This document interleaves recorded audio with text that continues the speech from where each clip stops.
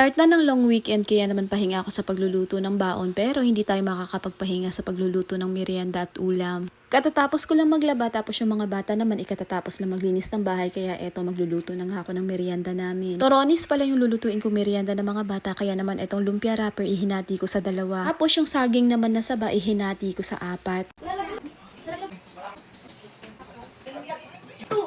Itong lumpia wrapper pala is nung Saturday namin siya nabili kaya naman hindi na siya masyadong madikit kapag tubig lang yun inilalagay. Kaya naman yung pinandikit ko nga dyan or pinampahid igawgaw na dinisolve sa tubig. Yun na yung ginamit ko para hindi siya ma-open kapag ipinirito ko na siya.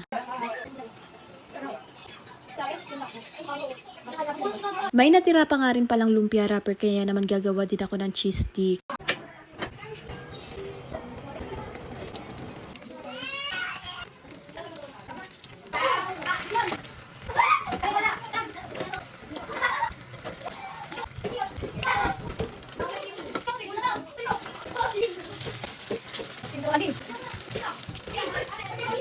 Namihan ko na nga rin pala yung meriendang niluto ko dahil andito sa bahay yung mga kaibigan ni Sian. Na naman tumamis at lalong sumarap yung toronis na ginawa natin, nagmelt lang ako dito ng margarine. Pwede nyo palang gamitin dito yung per kilo na margarine na nabibili sa palengke. Naglagay na pala ako ng sugar pati sesame seeds. Dapat talaga yung sesame seed isasangag mo muna kaso nga lang nakalimutan ko kaya naman late ko na siyang nalagay. Tapos nung nagmelt naman na yung sugar, inilagay ko na nga din tong toronis. Tapos halu-haluin lang natin yan hanggang makoat lahat.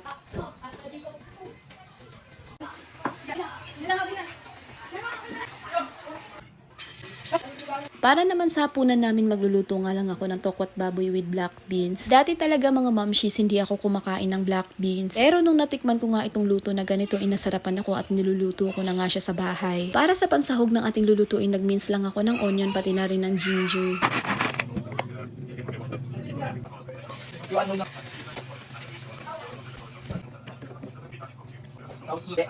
At habang hinihintay ko na magmantika yung pork na niluluto ko, winash up ko na muna nga si Sanaya. Di rin kasi talaga pwedeng hindi maligo sa gabi yung mga bata dahil napakainit talaga ng panahon at maalinsangan. Tapos marami na naman ngang lamok at usong-uso na naman yung dengue. Kaya naman eto may ginagamit nga ako sa mga bata ngayon na super effective talaga. Eto nga yung Bite Me Not na insect repellent. Pwede pala siya sa 2 months above at yung may mga babies na may G6PD pwede din to. Mild na mild lang nga din pala yung amoy nito at hindi masakit sa ilong. Yung amoy niya is pang baby talaga.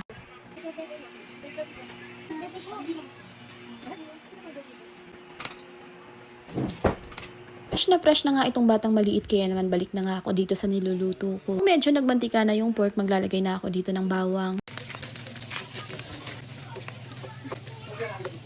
Inilagay ko na din yung sibuyas at luya at hahalu-haluin ko lang yan hanggang mag-crispy. Naglagay nga rin pala ako dyan ng paminta tapos ilalagay ko na din yung tokwang pinirito ko. Nalagay ko na din yung black beans at maglalagay din ako ng konting sauce. Para naman sa pampalasa nito maglalagay lang ako ng toyo pati na rin ng suka.